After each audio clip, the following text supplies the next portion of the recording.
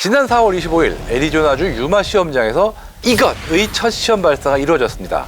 바로 이것은 실전 배치를 앞둔 자율 다영역 발사대 AML이었는데요. AML의 등장 배경, 그리고 AML이 각광받는 이유는 무엇인지 이야기를 나누기 전에 구독, 좋아요, 알림 설정은 리얼웨폰 제작진 아주 화사하게 합니다.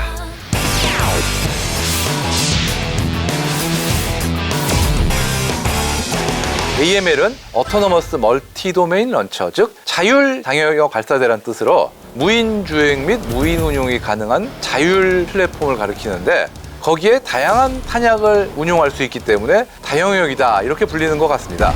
AML은 그동안 미국 내륙의 사격장에서만 시험 사격을 진행했는데, 지난 6월 드디어 첫 해외 전개에 나섰죠. 다름 아닌 인도 태평양 지역에서 열린 용감한 방패 2024 다국적 연합훈련에 등장한 것이죠. 추후 AML의 첫 해외 전개 지역도 인도 태평양 지역이 유력한 것 아니냐, 이런 이야기도 나오고 있는데요. 이 AML이라는 개념 자체는 2021년 6월 처음 공개됐습니다.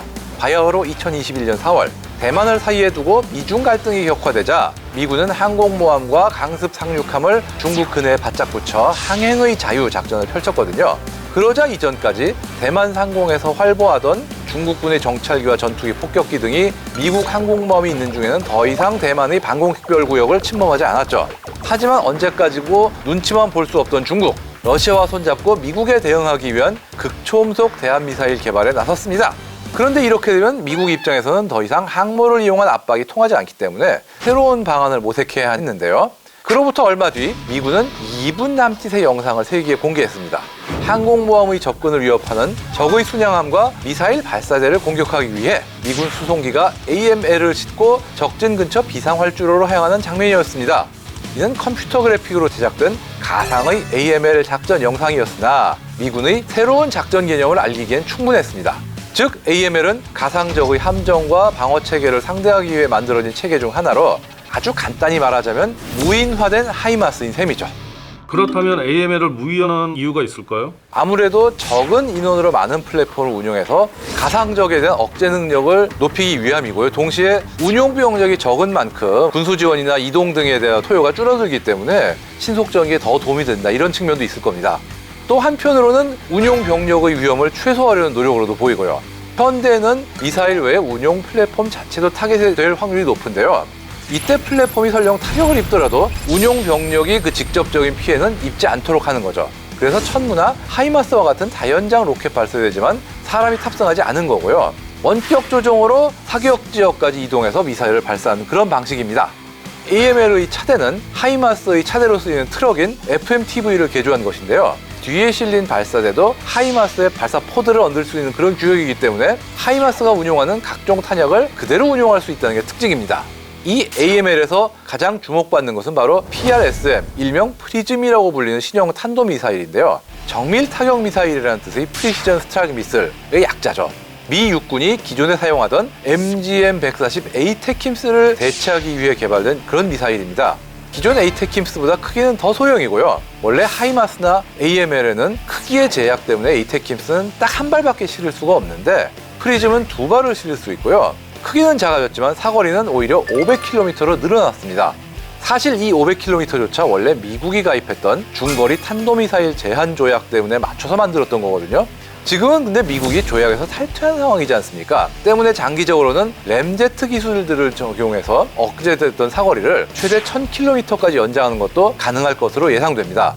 또한 프리즘은 사거리 외에도 장기적으로는 AML의 높은 다목적성을 제공할 수 있는데요. 일단 현재 실용화된 1단계 버전은 499km의 사거리를 가지고 고정된 지상 표적을 공격할 수 있고, 2028년부터 실용화된 2단계 버전은 대함 탄도미사일로 1000km 이상의 사거리를 가질 것으로 알려져 있죠.